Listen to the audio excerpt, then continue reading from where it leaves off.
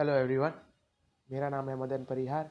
तो आज मैं आप सभी को सी# ASP.NET में एक वेब एपीआई का प्रोजेक्ट क्रिएट कर दिखाऊंगा और देखेंगे कि हम सी# के अंदर कैसे वेब एपीआई को हैंडल करते हैं। ठीक है, तो ये कंप्लीट ट्यूटोरियल सी# ASP.NET वेब एपीआई के ऊपर होगा। तो बढ़ते आगे, उसके लिए सबसे पहले मुझे हमारे इस क्वेश्चन को देखना होगा, जो कि कुछ इस प्रकार से है। इसमें हमें करना क्या है?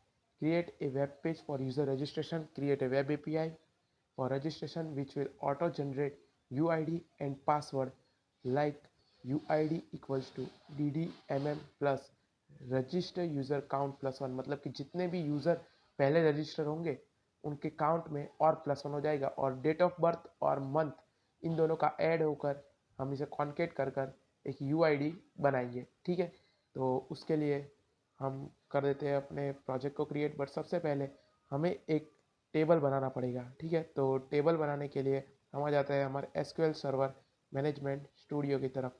तो सबसे पहले हमें इसके लिए एक डेटाबेस रेडी करना पड़ेगा। मैं डेटाबेस को क्रिएट कर देता हूँ, यहाँ पर जाता हूँ, यहाँ पर न्यू डेटाबेस पर क्लिक करता हूँ और मैं इसका नाम देता हूँ tut_01 या फिर tut1। ठीक है, और इसको कर देता हूँ मैं ओके। तो ऐसे आप देख सकते हो कि मेरा एक डेटाबेस रेडी हो चुका है। इस पर डबल क्लिक करूँगा, फिर टेबल्स पे आकर राइट क्लिक करूँगा और टेबल पर क्लिक करूँगा, और ऐसे हम एक टेबल क्रिएट कर सकते हैं। तो जैसे कि हमारी रिक्वायरमेंट है, हमारे टेबल में क्या क्या हमारा होना चाहिए हमारे टेबल के अंदर, फिर तो यहाँ पर कुछ दिया नहीं है। तो उसके हिसाब से हमें एक दो तीन चीज़ें तो हमें कॉमनली दिख ही रही है। पहला है UID, तो एक UID होनी चाहिए। दूसरा पासवर्ड, और तीसरा कि हमें डेट ऑफ बर्थ और वो भी लेना ही पड़ेगा यूज़र से, ताकि हम उस पर ये सब मैनिपुलेशन करके UID को क्रिएट कर सके। और चौथा, हमें अगर लॉगिन करा रहे हैं तो ईमेल की ज़रूरत तो पड़ेगी और यूज़र के नेम की भी ज़रूरत पड़ेगी। तो टोटल हमें 5 फील्ड की ज़रूरत पड़ सकती है। पहला है UID, दूसरा है नेम, तीसरा है डेट ऑफ बर्थ और चौथा है हमारा पासवर्ड। ठीक है, चौथा है पासवर्ड। इसी के साथ हम इन फील्ड्स को क्रिएट करेंगे। ठीक है, तो उसके लिए हम वापस आ जाते हैं अपने डेटाबेस की तरफ। यहाँ पर अपने टेबल को क्रिएट कर रहे हैं। ठीक है, तो पहली फील्ड ले लेता हूँ UID, और यहाँ पर मैं ले लूँगा इसे इंटीजर, और इसे कर दूँगा मैं राइट क्लिक कर सेट प्राइमरी की। ठीक है, तो उसको कर देते हैं हम सेट प्राइमरी की। ठीक है, अभी UID के बाद हम जो दूसरी फील्ड लेंगे वो होगी नेम। नेम को ले लेंगे nvarchar50। ठीक है, उसके बाद ले लेते हैं डेट ऑफ बर्थ, जो कि DOB ले रहा हूँ मैं, उसकी डेटा टाइप में डेट। उसके बाद ले लेंगे ईमेल, जो कि फिर से होगी nvarchar50, और उसके बाद ले लूँगा पासवर्ड, जो कि होगा nvarchar। ठीक है, इतना होते ही दबाते Ctrl+S तो सेव होने चला जाएगा डेटा टेबल। और उसके बाद इसका मैं नाम दे देता हूँ यूज़र। ठीक है, इसे भी कर दूंगा मैं ओके। तो हमारा यूज़र टेबल क्रिएट हो चुका होगा, देख सकते हो आप, हमारा यूज़र टेबल क्रिएट हो चुका है। अब इसे मैं करूँगा राइट क्लिक, एडिट टॉप 200 रोज। तो अभी हमें इसमें पहला डेटा डालना है, तो पर डेटा तो फॉर्मेट होकर जाना चाहिए, तो हमें उस हिसाब से हमें डेटा डालना है।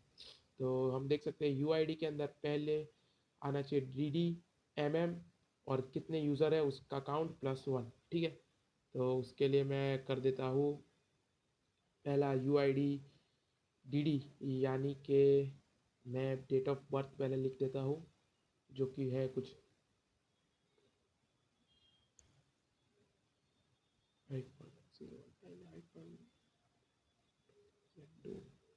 ठीक है,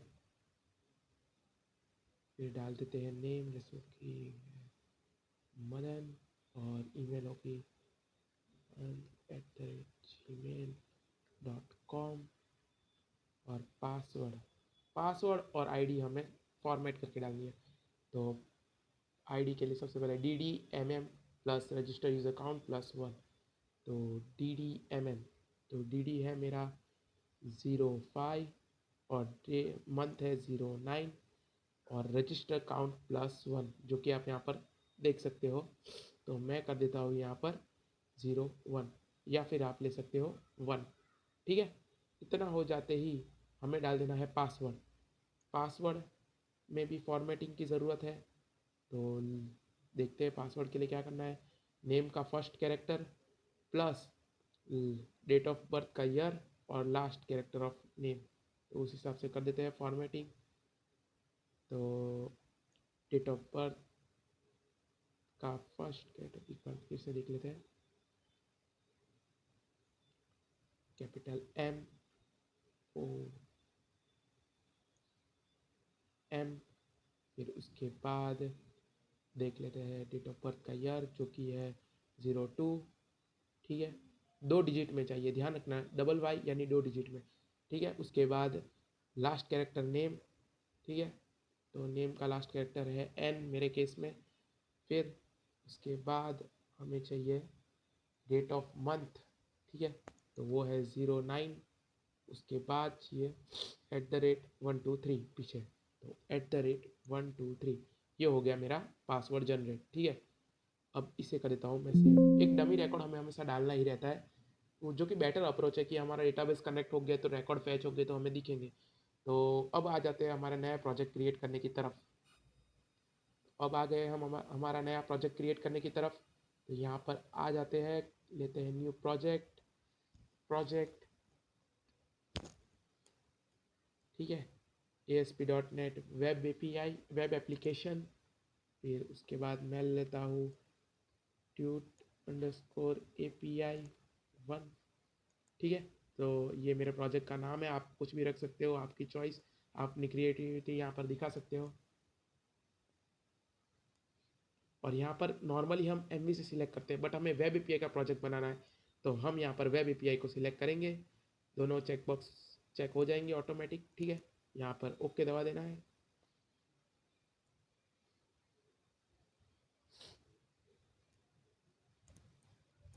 तो अब हमारा प्रोजेक्ट स्कैफोल्डिंग होना शुरू हो चुका है, तो हमारा प्रोजेक्ट अभी स्कैफोल्ड हो रहा है। ठीक है,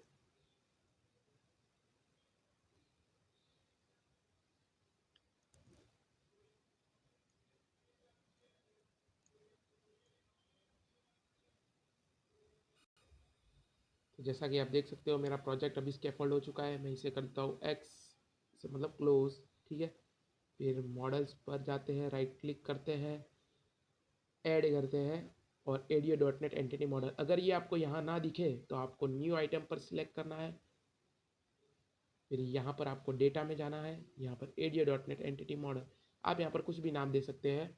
मैं यहाँ पर मॉडल 1 रख रहा हूँ। ठीक है, और इसे कर देता हूँ ऐड।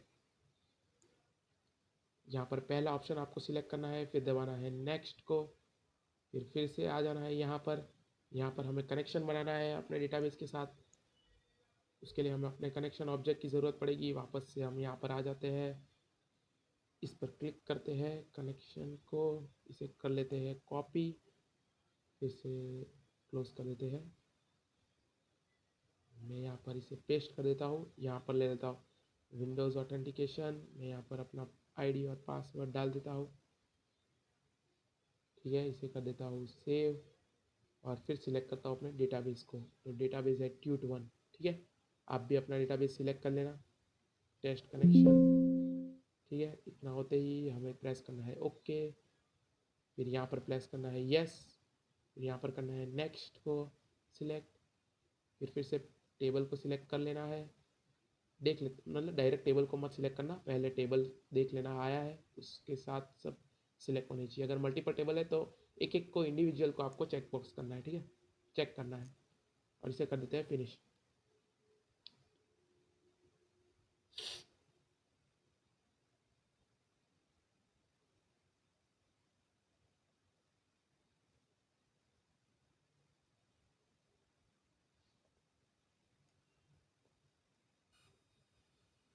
तो ये हमारा एक एंटिटी मॉडल तैयार हो चुका है।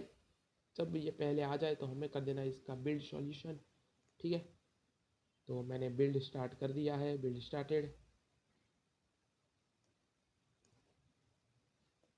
तो आप देख सकते हो यहाँ पर बिल्ड 1 सक्सीडेड हो चुका है। ठीक है, इतना होते ही इसे कर देते हैं हम क्लोज और इससे भी कर देते हैं क्लोज। ठीक है, रेफरेंसेस को करते हैं क्लोज। अब हमें करना है हमारे कंट्रोलर को ऐड।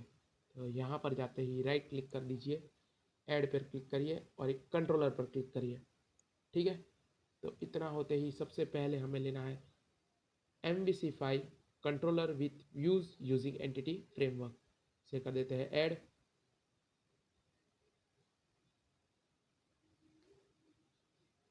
यहाँ से कर लेना है अपने मॉडल क्लास को सिलेक्ट, जो कि मेरे केस में है यूज़र, और यहाँ से हमें कर देना है हमारे एंटिटीज़ को सिलेक्ट, और नाम आप चेंज करना चाहे तो कर सकते हैं। ठीक है, ऐड कर देते हैं।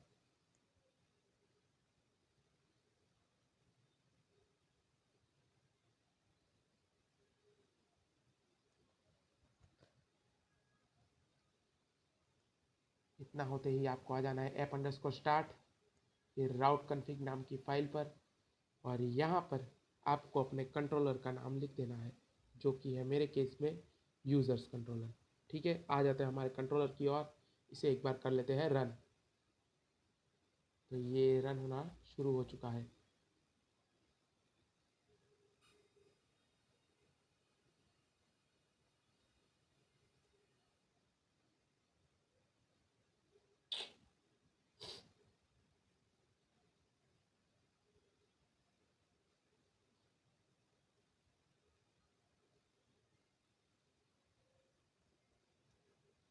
तो आप देख सकते हो हमारा कनेक्शन सक्सेसफुल हो चुका है, हमारा रिकॉर्ड भी सक्सेसफुली हमें डिस्प्ले हो चुका है।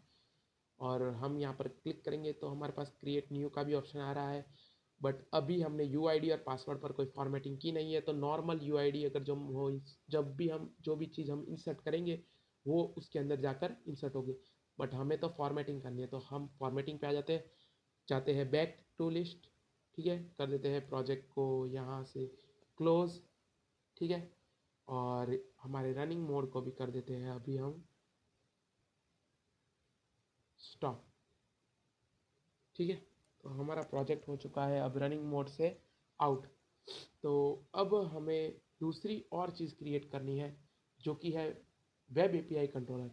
हमें अगर वेब एपीआई के साथ वर्क करना है तो हमें वेब एपीआई कंट्रोलर की ज़रूर पड़ेगी। तो उसके लिए हम जाते हैं कंट्रोलर के ऊपर, राइट क्लिक कर ऐड, ऐड के बाद जाते हैं कंट्रोलर पर, और यहाँ पर से हम सिलेक्ट कर देते हैं web API to controller with actions using entity framework. अगर नए वर्जन्स में आप देखोगे तो ये ऑप्शन यहाँ पर डायरेक्ट नहीं आएगा, आपको यहाँ से वेब एपीआई को सिलेक्ट करना है, फिर आपको ये ऑप्शंस इनेबल हो जाएंगे दिखने। ठीक है, कर देते हैं इसे ऐड।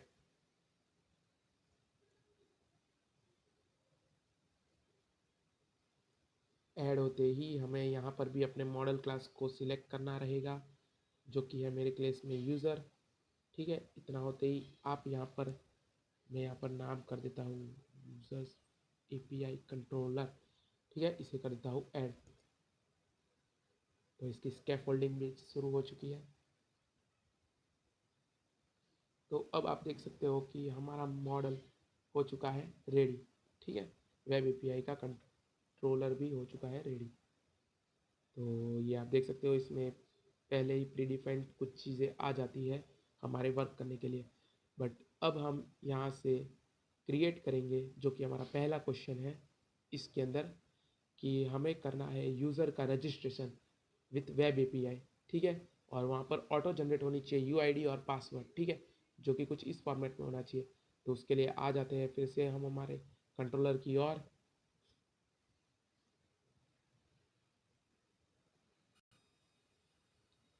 तो देख सकते हो आप, हम आ चुके हैं हमारे कंट्रोलर की ओर, और यहाँ से हम जाते हैं क्रिएट की तरफ। तो क्रिएट को तो हम इसी तरह नॉर्मल रहने देंगे, फिर उसके बाद हमें जाना है क्रिएट के व्यू की तरफ। तो व्यू की तरफ जाते हैं, पहले हमें यूज़र के पास से क्या क्या इनपुट लेना है। जो यू आई डी है वो हमें यूज़र से तो इनपुट लेनी नहीं है, वो हमें ऑटो जनरेट करनी है, तो इसे मैं कर देता हूँ रिमूव। ठीक है, दूसरा, नेम हमें यूज़र से इनपुट लेना है, डेट ऑफ बर्थ हमें यूज़र से इनपुट लेना है, और ईमेल हमें यूज़र से लेना है, और पासवर्ड को भी हमें ऑटो जनरेट करना है, तो हमें यहाँ से इसे भी रिमूव कर देना होगा। इतना होते ही इसे कर देते हैं सेव। तो ये हमारी एक पोस्ट रिक्वेस्ट भेजेगी, जो कि हमारे कंट्रोलर पर आएगी। तो कंट्रोलर पर फिर से आ जाते हैं पोस्ट रिक्वेस्ट की तरफ। अब इसे हमें हटा देना है कुछ इस प्रकार से। यहाँ से लेकर यहाँ तक, ठीक है। इसे कर देते हैं क्रिएट।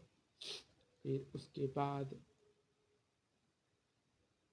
इसको भी मैं कर देता हूँ रिमूव, ठीक है। इतना होते ही हमें सबसे पहले लेना है HTTP क्लाइंट, बट यहाँ पर HTTP क्लाइंट का ऑब्जेक्ट नहीं बन रहा है क्योंकि हमें इस क्लास को इंपोर्ट करवाना रहेगा। तो उसके लिए हमें ऊपर जाना है, हमें यहाँ पर से एक चीज़ इंपोर्ट करवानी है जो कि कुछ इस प्रकार से होगी, जैसे कि system dot net dot HTTP, ठीक है। इसके थ्रू हम HTTP की रिक्वेस्ट को एक्सेस कर सकते हैं, ठीक है। तो यहाँ पर फिर से आ जाते हैं हमारे कंट्रोलर की तरफ। इसके क्रिएट के अंदर हम यहाँ पर लिख देते हैं HTTP क्लाइंट, और इसका क्लाइंट ऑब्जेक्ट मैं बना देता हूँ equals to new HTTP client, ठीक है, कुछ इस तरह से। फिर उसके बाद मैं यहाँ पर हमारी API को कॉल करूँगा। तो API को कॉल करने के लिए मैं यहाँ पर लिख दूँगा where res equals to client dot, हमारी API होगी पोस्ट API, क्योंकि हमें डेटा इंसर्ट करवाना है। जैसे कि आपको पहले भी मैंने बताया है हमारे MVC5 वाले लेक्चर के अंदर कि अगर हमें डेटा डेटाबेस से फैच करवाना है तो हमें गेट API की ज़रूरत पड़ती है, और हमें अगर डेटा डेटाबेस के अंदर स्टोर करवाना है तो हमें पोस्ट API की ज़रूरत पड़ती है। तो पहले ऑप्शन को मैं कर देता हूँ यहाँ से सिलेक्ट, ठीक है। इतना हो जाते ही यहाँ पर मैं पहले पैरामीटर में पास करूँगा हमारी API, जो कि कुछ इस प्रकार से http:// लोकल होस्ट कॉलन 3000, फिलहाल के लिए मैं यही लिख देता हूँ 3000 और बाद में मैं अपनी API को यहाँ पर कॉन्केट करवा दूंगा या फिर से ऐड कर दूंगा। और हमारा जो डेटा आएगा वो यूज़र मॉडल का होगा, जो कि ये है। इसके अंदर जो भी फॉर्म से डेटा भेज रहे हैं वो इस मॉडल के अंदर से हम एक्सेस कर सकते हैं, और यहाँ पर लास्ट में होगा रिजल्ट, ठीक है। इसे कर देते हैं सेव। अब आते हैं हमारी API क्रिएट करने की तरफ। तो उसके लिए आ जाना है हमें हमारे API कंट्रोलर की तरफ। यहाँ पर आकर कर देता हूँ मैं क्लिक, और यहाँ पर आते ही हमें एक नॉर्मल सी API क्रिएट करनी है। तो उसके लिए सबसे पहले हमें लिख देना है पब्लिक आई HTTP एक्शन रिजल्ट, और उसके बाद हमें लिख देना है यहाँ पर क्रिएट, ठीक है।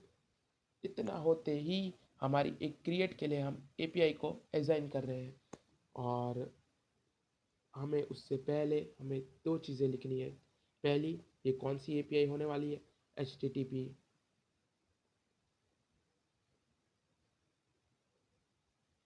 पोस्ट, ठीक है। बाय डिफ़ॉल्ट अगर हम ये नहीं लिखते तो API गेट गिनाती है। अगर हम HTTP पोस्ट लिखते हैं तो वो API पोस्ट API बन जाती है। और दूसरा, हमें एक राउट डिफाइन करना है जो कि कुछ इस प्रकार से होगा, राउट कॉलन कॉलन API। अब राउट कैसे डिफाइन करें, तो ये अगर API मैं आपको दिखा देता हूँ। अगर राउट डिफाइन करना आप अगर भूल भी जाओ, आपको याद करना है कैसे करना है, तो आपको आ जाना है अपने वेब API के इस कन्फिग फाइल के अंदर, जो कि app_start के अंदर है। यहाँ पर आए, यहाँ पर आप देख सकते हो API की टेम्पलेट को कॉल करने का तरीका। पहले लिखना है हमें API, फिर लिखना है हमारे कंट्रोलर का नाम, और ID ऑप्शनल है। उसके बाद हमें एक्शन का नाम लिखना है जो कि कुछ ऐसे होगा। तो अब हम इसे लिखते हैं, यहाँ पर आ जाते हैं, लिख देता हूँ पहला पैरामीटर API, फिर उसके बाद हमारे कंट्रोलर का नाम जो कि है यूजर्स API, और कंट्रोलर नहीं लिखना है, बाय डिफ़ॉल्ट ये कंट्रोलर ही गिनेगा उसे, ठीक है। उसके बाद हमारे मेथड का नाम, तो मेथड का नाम क्या है हमारे क्रिएट, तो डबल क्लिक करके मैं यहाँ पर इसे कर देता हूँ कॉपी, ठीक है। तो ये हमारी पोस्ट API रेडी हो चुकी है। तो अब आ जाते हैं हमारे मेन कोडिंग की तरफ। जैसे ही ये API कॉल होगी, हमें इसके साथ एक डेटा भी भेजना होगा जो कि होगा यूज़र मॉडल के फॉर्मेट का, ठीक है। तो अभी हमें अपनी UID जनरेट करनी है। UID के लिए हमें DDMM तो हम एक्सेस कर सकते हैं हमारे फील्ड्स के थ्रू, बट ये काउंट को एक्सेस करने के लिए हमें लिंक की क्वेरी की ज़रूरत पड़ेगी, ठीक है। तो मैं लिख देता हूँ लिंक क्यू की क्वेरी। तो where count equals to db dot users dot count plus 1। अब ये क्या कहना चाह रहा है कि जो भी हमारा यूजर्स टेबल है, यानी कि हमारा यूजर टेबल जो हमने यहाँ पर क्रिएट किया था, इसके अंदर के जितने भी रिकॉर्ड है उसे फैच करो और उसके बाद +1 कर दो। ठीक है, तो ये हमें टोटल काउंट, अगर हमारे डेटाबेस में फिलहाल कितना रिकॉर्ड है, एक रिकॉर्ड है जो कि ये मदन वाला है। ठीक है, तो वो आ जाएगा, यानी कि यहाँ पर काउंट से 1 आएगा +1, यानी कि 2 आएगा इस काउंट नाम के वेरिएबल के अंदर। फिर हम जाते हैं हमारे UID की तरफ, जो कि कुछ इस प्रकार से होगी, और इसके अंदर हम कर देंगे user.top डॉट हमारी वैल्यू जो भी होगी हमारे डेट ऑफ बर्थ के अंदर, उसके अंदर से मैं ले लेता हूँ to string. Sorry, one mistake हो गई है मेरे से, यहाँ पर स्मॉल में यू आएगा क्योंकि हम इस यू को एक्सेस कर रहे हैं। User dot DOP dot to string.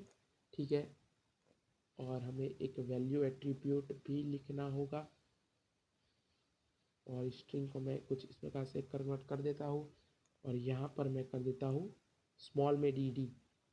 ये शीशाप का फॉर्मेट में है, स्मॉल में DD, यानी कि डेट मिलेगी हमें, वो भी 2 डिजिट के अंदर। प्लस हमें दूसरी क्या चीज़ चाहिए, पहली चीज़ होनी चाहिए डेट ऑफ बर्थ, फिर यानी कि डे, कौन सा डे है जो कि 2 डिजिट के अंदर है, और उसके बाद हमें 2 डिजिट के अंदर मंथ चाहिए। तो हम मंथ की तरफ भी जा जाते हैं, तो इसी सेम चीज़ को मैं कर दूंगा कॉपी, और यहाँ पर कर दूंगा पेस्ट।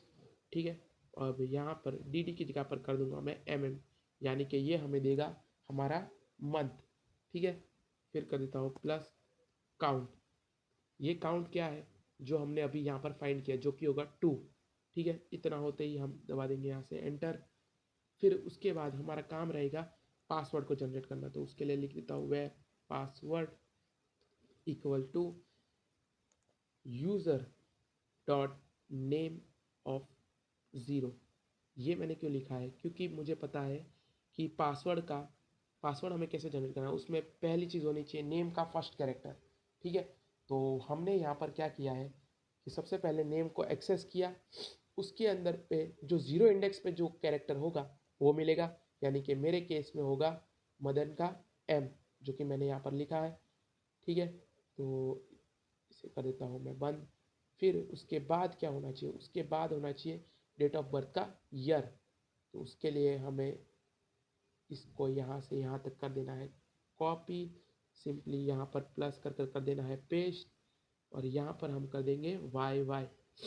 ठीक है, इतना होते ही हमें कर देना है प्लस, फिर उसके बाद फिर से यूज़र डॉट नेम। क्यों, क्योंकि हमें उसके बाद चाहिए हमारे वर्ड का लास्ट कैरेक्टर। ठीक है, हमारे नेम के वर्ड का लास्ट कैरेक्टर। तो उसके लिए हम फिर से आ जाते हैं यहाँ पर, यूज़र डॉट नेम लिख दिया, और हमें उसका लास्ट कैरेक्टर चाहिए, तो हमें इंडेक्स पर से लास्ट फैच करना है। तो हम लिख देते हैं user dot name dot length. ये क्या करेगा कि ये हमें हमारी नेम की पूरी लेंथ फाइंड कर देगा, यानी कि अगर मेरा नेम 5 कैरेक्टर्स का है तो ये हमें 5 कैरेक्टर हमें प्रिंट करेगा, हमें मतलब 5 वैल्यू देगा। तो उसमें से मुझे चाहिए जो लास्ट इंडेक्स पर इंडेक्स होता है 0 से शुरू, और लेंथ हमें 1 से शुरू होकर वैल्यू देगी, तो हमें कर देना है यहाँ पर -1। तो ये हमें हमारे नाम की लास्ट वैल्यू देगा। ठीक है, जैसे कि मेरे केस में है मदन, तो ये मुझे देगा N। ठीक है, तो इतना हो गया, इसे कर देता हूँ रिमूव। यहाँ पर आते हैं, उसके बाद वाला हमारा काम है प्लस। हमें उसके बाद क्या चाहिए, उसके बाद नेम का लास्ट कैरेक्टर आते ही हमें चाहिए मंथ। तो ठीक है, हम मंथ को भी फाइंड कर देते हैं हमारे डेट ऑफ बर्थ में से। तो मंथ को फाइंड करने के लिए मैंने ऑलरेडी यहाँ पर ऊपर लिख दिया था, इसे ही करता हूँ कॉपी, और यहाँ पर सीधा कर देता हूँ पेस्ट। फिर उसके बाद मुझे क्या चाहिए, उसके बाद मुझे चाहिए @123, तो उसे भी कर देता हूँ मैं कॉन्केट यहाँ पर प्लस @123। ठीक है, इसे कर देता हूँ सेव। इतना होते ही आपके लिए एक नया पासवर्ड जनरेट हो जाएगा, वो भी हर बार डायनेमिक। ये हमें डायनेमिक पासवर्ड देगा। ठीक है, और ध्यान रखिएगा मंथ के लिए कैपिटल MM लिखना है, बाकी सब के लिए स्मॉल लिखना है। ये एक शीशार्प डेट की क्लास है जिससे आप डेट को जनरेट करवा सकते हैं। मैं करता हूँ एंटर, सॉरी फंक्शन है। ठीक है, अब यहाँ पर होते ही हमें इन सब को करवा देना है अपने डेटाबेस के अंदर सेव। तो उसके लिए मैं एक वेरिएबल बना देता हूँ, new user equals to new, और हमारी यूज़र जो कि हमारी क्लास है, यानी कि हमारे डेटाबेस का नाम है जो कि कुछ ये है, ये यूज़र।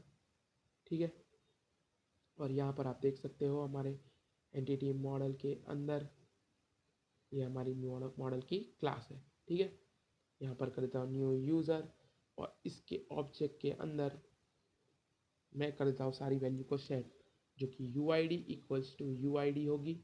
बट ये एरर देगी हमें, क्यों पता है? क्योंकि ये UID आ रही है हमारे पास स्ट्रिंग फॉर्मेट में, और हमने डेटाबेस के अंदर इसको स्टोर किया है इंटीजर फॉर्मेट के अंदर। तो हमें इसे इंटीजर फॉर्मेट के अंदर कन्वर्ट करना होगा, तो लिख देता हूँ मैं कन्वर्ट डॉट टू इंट 32, और इसे कर देता हूँ मैं टाइप कास्ट।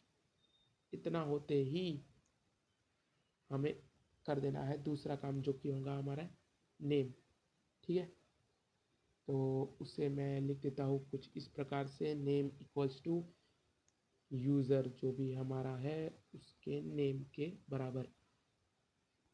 ठीक है, ये यहाँ पर एरर की जगह, अच्छा यहाँ पर देखिए आप यू इंट हो गया, इस यू को हटा देना है तो आपकी एरर हट जाएगी। ठीक है, इससे हमें जाना है, अभी हम जाएंगे डेट ऑफ बर्थ को ऐड करवाने के लिए, तो उसके लिए भी दे देता है user dot date of birth, और उसके बाद हमें जाना है ईमेल को ऐड कराने की तरफ, तो ईमेल भी हम यूज़र से ही एक्सेस करेंगे।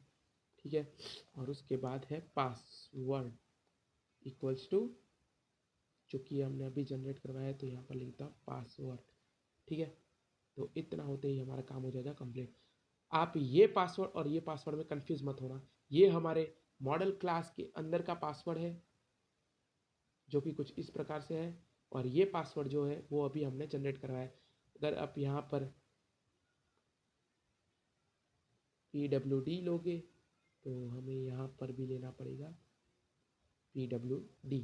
ठीक है, तो अब हमारा पासवर्ड भी हो चुका है और ये हमारा सब एक्सेस हो चुका है। अभी इसमें भी अगर आपको कोई कन्फ्यूज़न हो रहा हो, मैं आपको बता देता हूँ कि हम यहाँ पर मॉडल कौन सा यूज़ कर रहे हैं, यूज़र वाला। तो इसीलिए हमें यहाँ पर वैल्यू एक्सेस करने के लिए हमें इस यूज़र की ज़रूरत पड़ेगी। ठीक है, इतना होते ही अब हमारा काम लगभग कंप्लीट हो चुका है। पहले हमें इस न्यू यूज़र को चेक करवा लेना है कि ये न्यू यूज़र जो है वो इक्वल्स टू नल तो नहीं। अगर नल हुआ तो हमें रिटर्न कर देना है नॉट फाउंड। ठीक है, ये हमें 404 वाली एरर देगा अगर db.user अगर फाइंड नहीं हुआ है। फिर उसके बाद नहीं तो db.users.add।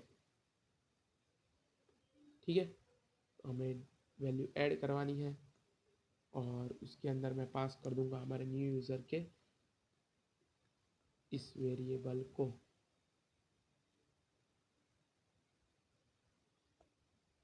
ठीक है, उसके बाद db.save changes। ठीक है, और इसे कर देता हूँ मैं सेव। तो इससे हमारा डेटा जो है वो डेटाबेस के अंदर जाकर सेव हो जाएगा।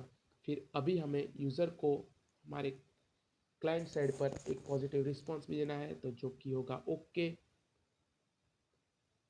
ओके, और उसके अंदर मैं पास कर दूंगा हमारा न्यू UID। अगर आपको कुछ इसे डिस्प्ले नहीं कराना हो क्लाइंट साइड पर तो आप इसे नहीं भी पास करोगे तो भी चलेगा, बट मुझे ये नया UID और पासवर्ड क्लाइंट साइड पर डिस्प्ले भी करवाना है जो कि जनरेट हुआ है। मैं यहाँ पर लिख देता हूँ UID PWD, या फिर हाँ ठीक है PWD ही आएगा क्योंकि हमने नेम चेंज कर चुके हैं हम नेम चेंज। तो इतना होते ही हमारी API हो चुकी है क्रिएट। तो अब आ जाते हैं हमारे कंट्रोलर की तरफ। ठीक है, तो ये हमारा कंट्रोलर भी रेडी हो चुका है।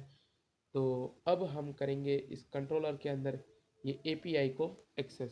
तो एपीआई को एक्सेस करने के लिए इतना तो हमारा कॉमन रहेगा, ये पोर्ट सब में वेराई करेगा, तो हम एक बार बेसिक रन कर इसको यहाँ पर ऐड कर देंगे। ठीक है, उसके बाद ये यूज़र का ऑब्जेक्ट जो कि हमें डेटा देगा ये एपीआई के अंदर चेक करवाने के लिए, यहाँ पर जो ये यूज़र है। ठीक है, उसके बाद ये हमारा रिजल्ट, ये यूज़र जाएगा पेलोड के अंदर से। ठीक है, हम इसको पेलोड बोलते हैं हमारे HTTP के रिक्वेस्ट के अंदर। ठीक है, और अगर इस रिज़ल्ट के अंदर कोई वैल्यू आई है, बट उससे पहले हम हमारे एपीआई को यहाँ पर ऐड कर देते हैं, जो कि होगी कुछ इस प्रकार से। यहाँ से हम इसे कर लेंगे कॉपी, वो भी यहाँ तक इसे कर लेंगे कॉपी, और यहाँ पर आकर कर देंगे पेस्ट। ठीक है, तो हमारी एपीआई हो चुकी है ऐड। फिर उसके बाद हम इसे चेक कर लेंगे कि if res dot is status code मतलब कि ओके होगा तो इसके अंदर जाएगा, और हमें जो इंसर्शन का काम परफॉर्म करना है वो हम करेंगे। तो लिखेंगे where data equals to res dot content dot read as asynchronous. उसके बाद यहाँ पर मैं पास कर दूंगा डायनेमिक। अब इस डायनेमिक का क्या मतलब है? इस डायनेमिक का मतलब ये है कि जो भी हम यहाँ से डेटा भेज रहे हैं वो फिलहाल डायनेमिक है, हमें पता नहीं है कि वो किस प्रकार का डेटा आने वाला है, तो हम यहाँ पर रख देते हैं डायनेमिक। ठीक है, मैंने यहाँ पर कर दिया है डायनेमिक, इसीलिए मैंने आगे वेयर भी लिया था ताकि वेयर के अंदर हम डेटा डायनेमिक स्टोर कर सके। और लिख देता हूँ यहाँ पर रिजल्ट। तो इससे क्या होगा कि इसका जो भी रिजल्ट होगा वो यहाँ पर आकर कॉन्केट हो जाएगा। ठीक है, और उसके बाद मैं सिंपल सा एक व्यू बैग लूँगा और उसके अंदर UID लिख दूँगा, जो कि होगी डेटा डॉट UID के जैसे। उसके बाद मैं सिंपली कर दूँगा इसे कॉपी, और मैं ले लूँगा व्यू बैग के अंदर,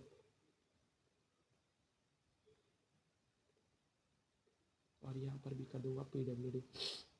ठीक है, और फिर मैं कर दूँगा यहाँ पर रिटर्न व्यू।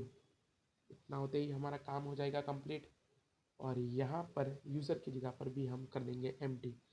ठीक है, तो ये डेटा डॉट UID और ये डेटा डॉट PWD कौन से हैं? ये वो है जो हम यहाँ से शेयर कर रहे हैं ओके रिस्पॉन्स के ऊपर।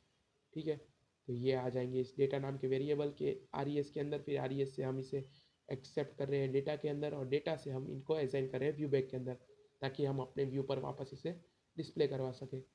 तो वापस आ जाते हैं हमारे व्यू बैग के ऊपर। यहाँ पर हमें इस डेटा को करवाना पड़ेगा डिस्प्ले, तो उसके लिए मैं सिंपली यहाँ पर लिख देता हूँ @ इफ़, जो कि हमारा ब्लेज़र का सिंटेक्स है, ब्लेज़र सिंटेक्स है। ठीक है, dot UID not equals to null हो, and view bag dot PWD not equals to null हो। तो हमें आ जाना है अपने इसके अंदर, और यहाँ पर कर देना है हमें VR टैग,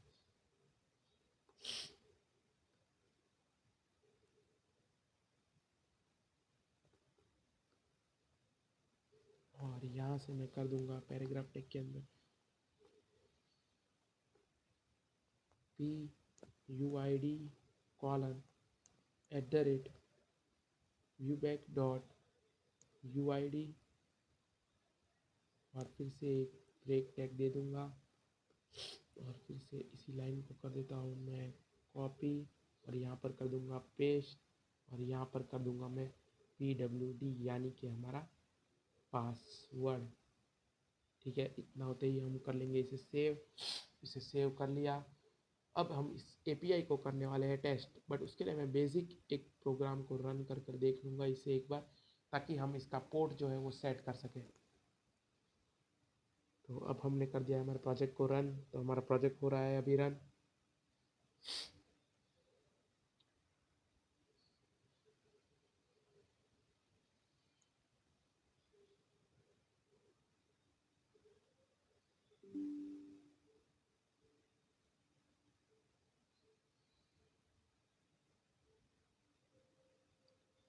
अब हमें यहाँ से हमारा पोर्ट कॉपी कर लेना है जो कि कुछ 51371 के बराबर है।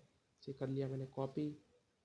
फिर से आ जाता हूँ हमारे प्रोजेक्ट की तरफ और इस प्रोजेक्ट को रनिंग मोड से कर देता हूँ बंद, और यहाँ पर 3000 की जगह पर कर देता हूँ 51371।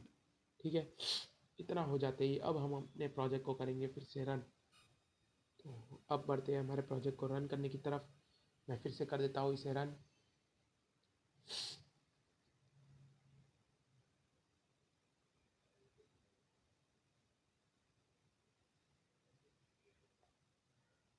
तो आ जाते हैं हमारे क्रिएट न्यू की तरफ। देखते हैं कि नई आईडी जनरेट होती है कि नहीं और प्रोजेक्ट सक्सेसफुली रन होता है कि नहीं। मैं यहाँ पर एक टेम्पररी नाम दे देता हूँ सौरभ, और आप चाहो तो कुछ भी दे सकते हो। ठीक है, उसके बाद मैं कर देता हूँ इसे क्रिएट। तो आप देख सकते हो कि हमारे पास नया पासवर्ड भी जनरेट होकर आ चुका है और यूआईडी भी जनरेट होकर आ चुकी है जो कि करेक्ट फॉर्मेट के अंदर है। जाते हैं बैक टू लिस्ट और देख लेते हैं हमारे पास हमारा रिकॉर्ड हो चुका है इंसर्ट। तो इस प्रकार से आप कस्टम यूआईडी और उसे जनरेट कर कर आप अपना डेटा कस्टमली इंसर्ट करवा सकते हो। इसे कर देता हूँ मैं क्लोज फिलहाल के लिए। अब मैं परफॉर्म करूँगा एक लॉगिन ऑपरेशन जो कि यहाँ पर दिया हुआ है कि create a login operation with supporting API and supporting API. ठीक है, तो मैं एक लॉगिन ऑपरेशन परफॉर्म कर देता हूँ। बेसिक लॉगिन होगा, उसके अंदर कुछ करने नहीं वाला मैं। ठीक है, आप आपके हिसाब से कस्टम कुछ भी चीज़ें करना चाहो तो आप कर सकते हो। मैंने प्रोजेक्ट को कर दिया है क्लोज। अब आ जाते हैं हमें हमें सबसे पहले उसके लिए बनाना पड़ेगा एक नया कंट्रोलर। ठीक है, कंट्रोलर नहीं मतलब कंट्रोलर की मेथड। तो उसके लिए मैं इसे ही कर लेता हूँ पूरा का पूरा कॉपी क्रिएट वाले को, जो कि यहाँ तक कर लेता हूँ कॉपी। एंटर एंटर प्रेस कर कर यहाँ पर कर देता हूँ पेस्ट।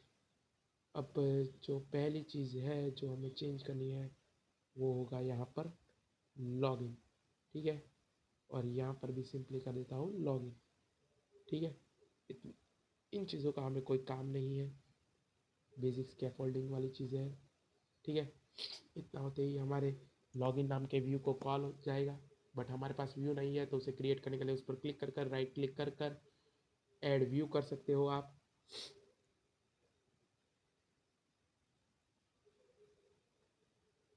बेसिक लॉगिन व्यू मैं कर देता हूँ क्रिएट। ये हो गया हमारा लॉगिन क्रिएट। हम यहाँ पर सबसे पहले करेंगे हमारे मॉडल को इनिशियलाइज। हमारे प्रोजेक्ट का नाम क्या है, जो कि है कुछ cute API1 dot models dot user. हमारा मॉडल आ चुका है। अब उसके बाद हमें चाहिए रहेगा एक फॉर्म लॉगिन करवाने के लिए। तो मैं वो यहाँ से क्रिएट वाले में से उठा लेता हूँ। हमें दो चीज़ों की ज़रूरत रहेगी, एक रहेगा ईमेल। ठीक है, उसके लिए पूरा का पूरा फॉर्म ही उठा लेता हूँ मैं।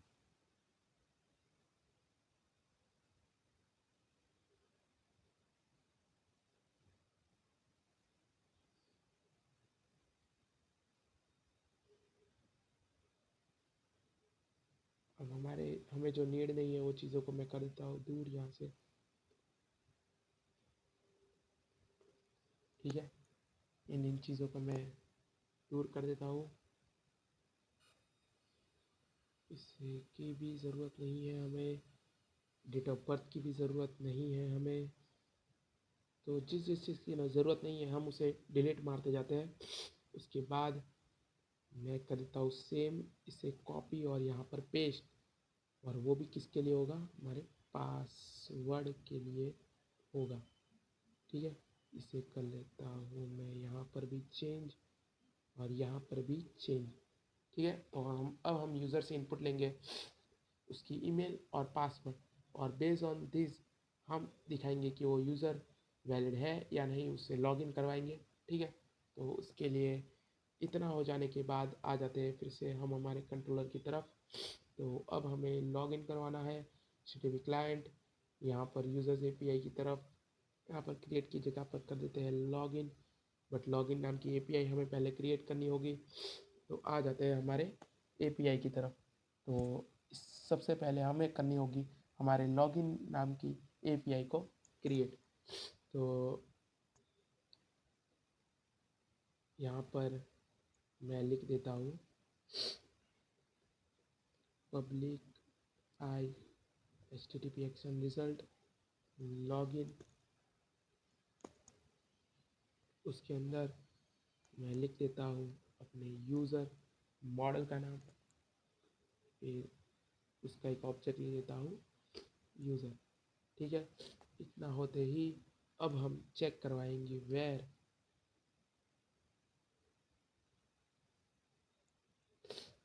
Data equals to db.users dot where. ठीक है, और यहाँ पर मैं कर देता हूँ ये एस इक्वल्स टू, आप इस एस की जगह पर कुछ भी लिख सकते हो, आप अपनी क्रिएटिविटी यहाँ पर दिखा सकते हो, जो भी आपको अपना नाम रखना हो वहाँ पर आप नाम रख सकते हो। ठीक है, यहाँ पर एस डॉट ईमेल लिख देता हूँ मैं equals to user dot email. मेरा यूज़र स्मॉल में है ऑब्जेक्ट ईमेल। ठीक है, एंड यानी कि हमें सिर्फ ईमेल को ही चेक नहीं करवाना है, हमें हमारे पासवर्ड को भी चेक करवाना है डेटाबेस के अंदर equals to user dot password. इतना हो जाते ही हमें ले लेना है एक रिकॉर्ड को। तो सिंगल रिकॉर्ड को फैच करने के लिए हम लिखते हैं हमारे लिंक की क्वेरी के अंदर फर्स्ट डॉट डिफ़ॉल्ट। इतना हो जाते ही हमारे पास एक सिंगल रिकॉर्ड आ जाएगा, वो भी मैच अगर लॉगिन मैच होता है तो, और वो स्टोर हो जाएगा वेयर डेटा के अंदर। उसके बाद हम इसे चेक कर लेंगे कि if data equals to null हो तो हम लिख देंगे रिटर्न ओके। उसके अंदर लिख देंगे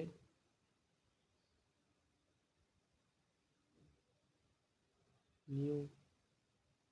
उसके बाद ब्रेसेस के अंदर status status equals to invalid credentials. ठीक है, तो इसे कर देता हूँ मैं क्लोज। ठीक है, अगर डेटा नल होगा तो हम वहाँ पर एक मैसेज दिखाएंगे जो कि होगा इनवैलिड क्रेडेंशियल। ठीक है, नहीं तो हम इसी को कर देते हैं पूरा का पूरा कॉपी और यहाँ पर कर देते हैं पेस्ट और यहाँ पर दिखा देंगे लॉगिन सक्सेसफुल। ठीक है, तो ये हमें या तो लॉगिन करवाएगा या फिर लॉगिन सक्सेसफुल नहीं होगा तो फेल दिखाएगा, यानी कि इनवैलिड क्रेडेंशियल दिखाएगा। तो अब हमारी एपीआई हो चुकी है कम्प्लीटली रेडी, जिसे हम क्लाइंट साइड पर कर लेते हैं एक्सेस, यानी कि हमारे कंट्रोलर पर। तो कंट्रोलर की तरफ जाते हैं, पोस्ट वाली मेथड के अंदर आते हैं लॉगिन की। फिर उसके बाद यहाँ पर हमने अपनी एपीआई को कर दिया है कॉल, यहाँ पर बाजू में यूज़र को भी पास कर दिया है, फिर डॉट रिजल्ट लिख दिया है। ठीक है, हम हमेशा पोस्ट के अंदर दो पैरामीटर देते हैं, एक तो हमारी यूआरएल और दूसरा है हमारा जो भी डेटा है जो कि पेलोड के फॉर्म में जाएगा पोस्ट एपीआई के साथ। ठीक है, उसके बाद लिख देते हैं where data equals to res dot read as a sync, और डायनेमिक लिख लेते हैं क्योंकि हमारा डेटा होगा डायनेमिक, हमें पता नहीं है डॉट रिजल्ट। फिर उसके बाद view back dot U I D की जगह पर इस बार मैं लिख दूंगा यहाँ पर स्टेटस। ठीक है, जो कि होगा डेटा डॉट स्टेटस। आप ये दोनों वेरिएबल का नाम अलग अलग रख सकते हो, इसमें कोई सेम टू सेम रखने की कोई बात नहीं है। ठीक है, इतना होते ही हम रिटर्न व्यू करेंगे जो कि होगा हमारे व्यू बैक के स्टेटस के साथ, नहीं तो सादा व्यू कॉल होगा। इतना होते ही हम इसे कर देंगे सेव, और इसे हमें कॉल करवाना होगा, बट कॉल करवाने के लिए हमें इस व्यू को हमारे पेज के नेव बार के अंदर दिखाना होगा। तो उसके लिए जाते हैं शेड के अंदर, लेआउट के अंदर। ठीक है, और यहाँ पर बना देता हूँ मैं एक लिंक जो कि मैं करूँगा यहाँ से कॉपी कम्प्लीटली और यहाँ पर कर दूँगा पेस्ट। यहाँ पर होम की जगह पर कर दूँगा लॉगिन, उसके बाद यहाँ पर भी कर दूँगा लॉगिन और यहाँ पर कर दूँगा यूज़र्स, हमारे कंट्रोलर का नाम, बट यू होगा कैपिटल। ठीक है, इतना होते ही हमारा ये लिंक ऐड हो जाएगा अपने नेम बार के अंदर। आ जाते हैं कंट्रोलर पर, कर देते हैं इसे फिर से रन। ठीक है, ये यहाँ से हमने व्यू बैक के अंदर स्टेटस पास किया था, उससे हमें लॉगिन के अंदर कॉल भी तो कराना होगा। तो यहाँ पर आ जाते हैं, हम लिख देते हैं @if view back dot status, यानी कि ये जो वेरिएबल होगा ये नाम, और यहाँ पर जो हमने स्टेटस को असाइन किया हुआ नाम हमेशा सेम होना चाहिए। ठीक है,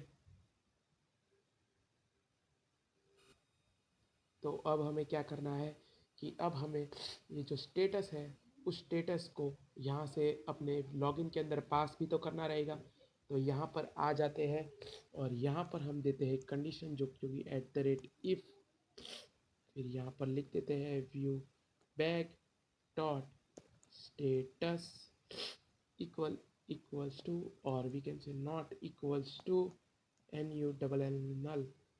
ठीक है, इतना होते ही यहाँ पर अगर स्टेटस नल नहीं है या उसके अंदर कुछ भी वैल्यू हो तो हमें उसे प्रिंट कर देना है, जैसे कि इनवैलिड क्रेडेंशियल या लॉगिन सक्सेसफुल, तो हमें व्यू बैक के स्टेटस को प्रिंट करना रहेगा।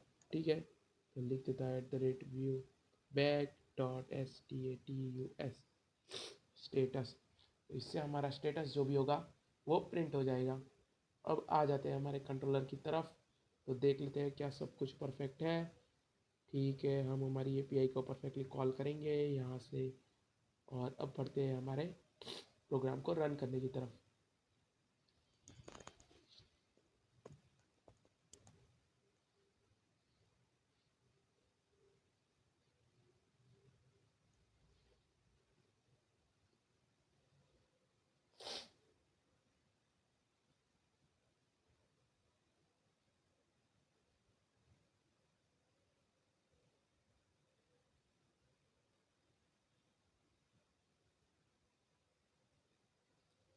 तो आप देख सकते हो हमारा प्रोजेक्ट रेडी हो चुका है। इससे मैं जाता हूँ लॉगिन की तरफ, यहाँ पर डाल देता हूँ ईमेल जैसे कि सौरव, और पासवर्ड मेरे पास ऑलरेडी उसका है। नहीं तो आप बैक टू लिस्ट जाकर यहाँ से कर सकते हो सीधा कॉपी, और फिर से आ जाओ लॉगिन पेज पर। यहाँ पर पहले डाल दो पासवर्ड, फिर डाल दो जीमेल। ठीक है, इसे करता हूँ मैं। यहाँ पर बटन का नाम मुझे चेंज करना होगा। ठीक है, ये कुछ रिजल्ट नहीं दे रहा है, मेरे क्लिक करने पर भी देखना पड़ेगा हमारे एपीआई में हमने कुछ तकलीफ तो नहीं की। इसे कर देता हूँ क्लोज, प्रोजेक्ट को रनिंग मोड से हटा देता हूँ। आते हैं हमारे एपीआई की तरफ। मैंने एपीआई के अंदर राउट और मेथड को तो असाइन ही नहीं किया। मैं यहाँ से कर लेता हूँ इसे पूरा का पूरा कॉपी, यहाँ पर कर लेता हूँ मैं इसे पेस्ट, और यहाँ पर मैंने लॉगिन लिखा था, यह ध्यान रखिएगा ये लॉगिन और कंट्रोल के अंदर एपीआई के कॉल के अंदर लॉगिन हमेशा सेम होना चाहिए। इतना होते ही हम इसे भी कर देंगे फिर से सेव। तो फिर से जाकर ट्राई करते हैं कि होप कोई एरर ना आए और फिर से रन हो जाए हमारा प्रोजेक्ट। कर देता हूँ मैं इसे रन।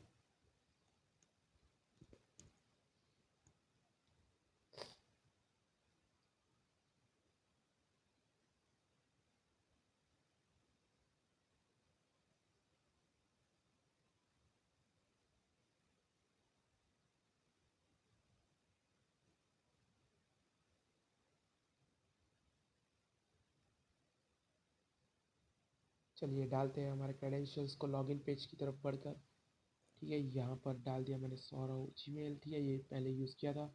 अब चेक करते हैं क्रिएट की तरफ, और देख सकते हो आप लॉगिन सक्सेसफुल।